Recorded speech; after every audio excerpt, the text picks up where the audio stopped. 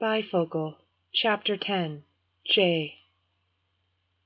Supper was cooking away in the kitchen. It smelled good, but after a really tough practice, I wasn't ready to think about food for a little while. I slumped down on the couch and switched on the news. It was just about time. I flicked through the channels and came to a news station. They were reporting on the war in the Middle East.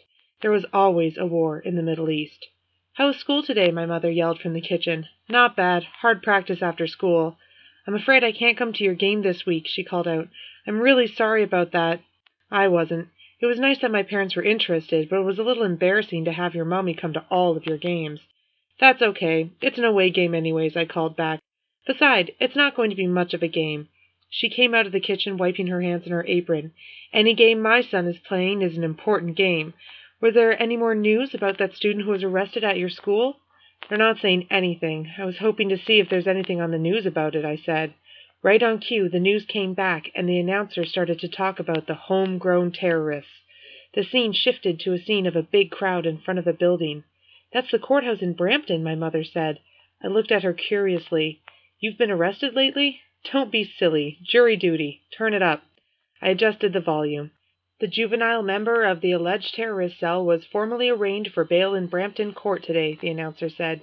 "The scene was near chaos as family and friends of the accused appeared in court." It did look like chaos.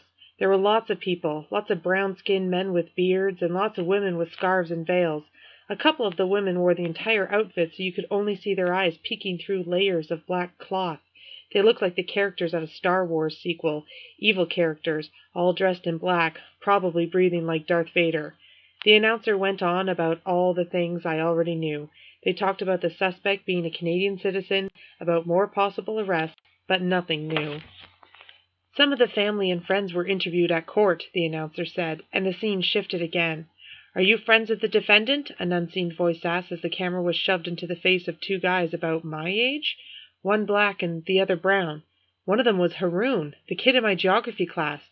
"We go to the same school," Haroon said. "We're in the Reach for the Top Club." What the hell was a Reach for the Top Club?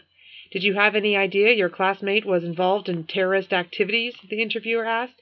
"Do you have ESP?" the black guy shot back. "Do you have special powers that let you know the outcome of a trial before it even starts?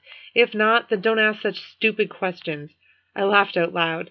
The scene shifted back to the anchorman who started to talk about new tax increases. I clicked off the TV and got up off the couch. I needed to eat.